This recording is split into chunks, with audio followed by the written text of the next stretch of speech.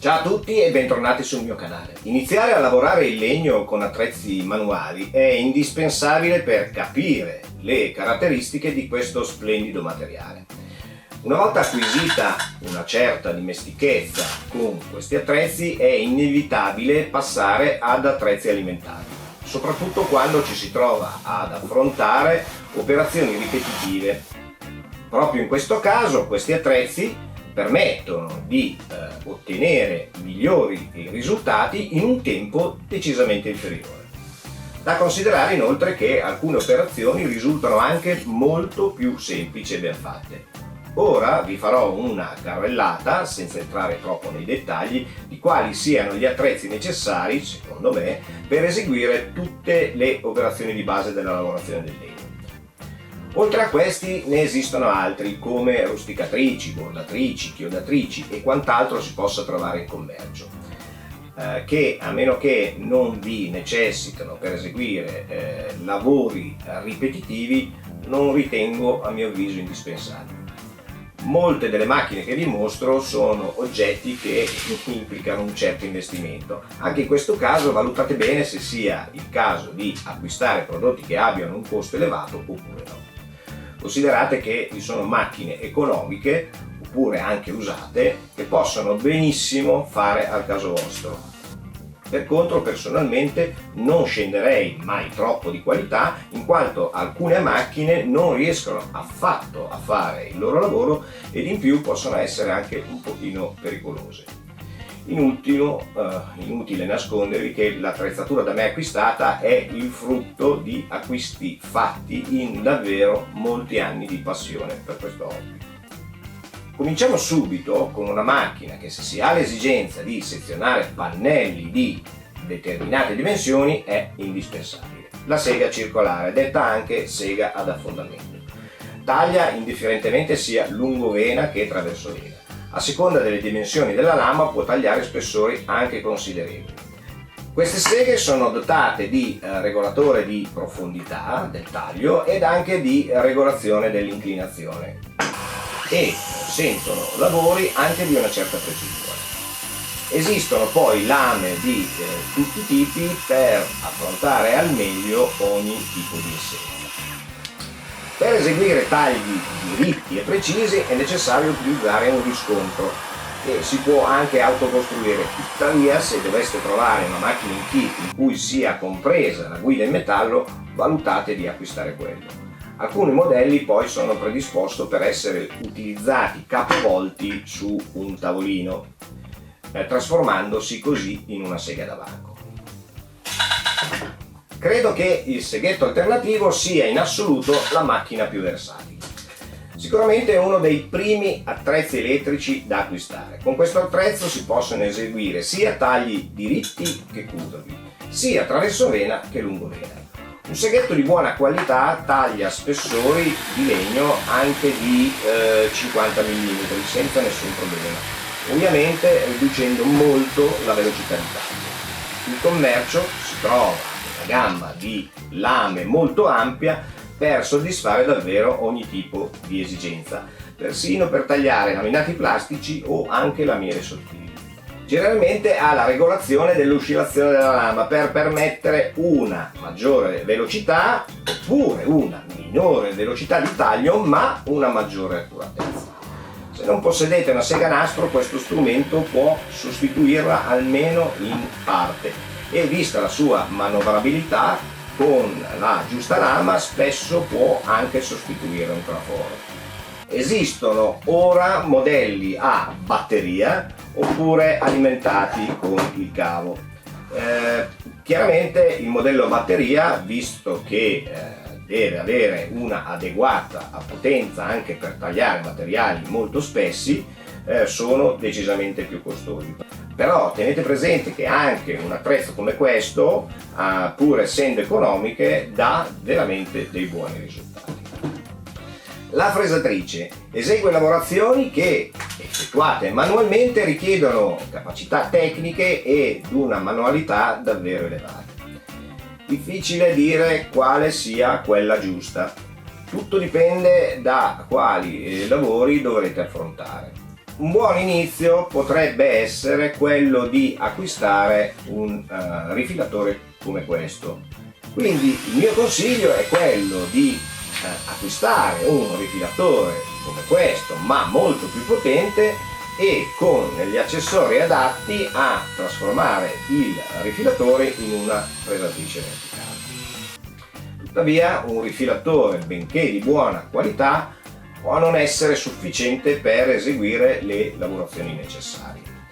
Una fresatrice potente, per contro, è molto pesante e poco maneggevole, però può essere anch'essa montata sotto un banco e trasformarsi in una tupina.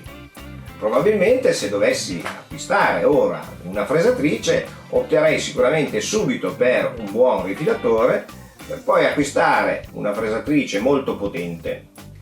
Quella che posseggo io, anche se è molto maneggevole, non è adatta ad essere montata sotto un banco, ma con la diva adatta e le prese giuste eseguire le code di rondine è davvero uno scherzo. A proposito di frese, ne esistono per eseguire una infinità di profili, ma il mio consiglio è quello di acquistare le frese che vi servono mano a mano, magari spendendo qualche euro in più, ma che permettono di ottenere risultati davvero ottimi. Se siete in procinto di acquistarne una, fate attenzione infine che le dimensioni dei codoli che si possono montare sulla fresatrice siano quelli giusti. Generalmente sono da 6, 8 e 12 kg. La levigatrice a nastro, attrezzo molto efficace che richiede molta attenzione in quanto rimuove ampie porzioni di materiale. Personalmente è un attrezzo che uso veramente molto poco, preferisco utilizzare altri metodi. Tuttavia, quando non avevo ancora una carteggiatrice da banco, ho usato spesso questo attrezzo capovolto e mossettato sul banco da falegname. Magari non molto preciso, ma efficace, nel caso ovviamente di pezzi piccoli. Inutile dilungarsi molto su questo attrezzo, il trapano avvitatore. Oramai i modelli a batteria offrono ogni tipo di potenza ed efficacia e credo che in ogni casa ne sia presente almeno uno. Se poi siete degli hobbisti come me, averne sicuramente più di uno è la normalità. La levigatrice orbitale. Anche in questo caso non è semplice capire quale sia il modello che possa fare al caso nostro. È di notevole importanza quando si devono eseguire lavori di finitura. Si risparmia molto tempo e anche molta fatica. Bisogna prestare molta attenzione alla grana della carta che si utilizza. Una carta troppo grossolana potrebbe infatti provocare graffi difficili poi da eliminare. Raramente utilizzo grane inferiori alla 120. Può essere anche utilizzata per rimuovere velocemente vecchie pitture, ma il mio consiglio è quello di farlo solo se il vostro manufatto non è particolarmente prezioso o antico.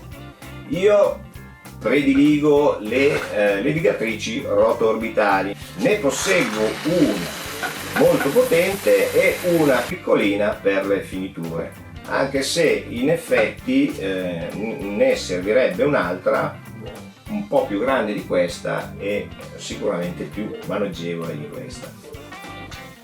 Il pialletto elettrico, anche questo con gli accessori adeguati può essere utilizzato capovolto per essere trasformato in una pialla a filo.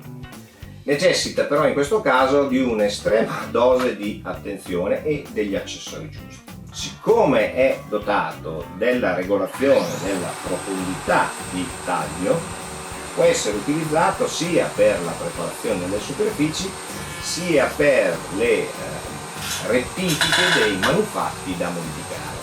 Molto utile e veloce per la realizzazione di battute di una certa dimensione. Fresatrice per chiavi ellittiche, detto anche lamello, è utilizzato per sostituire l'utilizzo generalmente di spine, quindi facile intuire che serve a realizzare giunzioni anche molto robuste.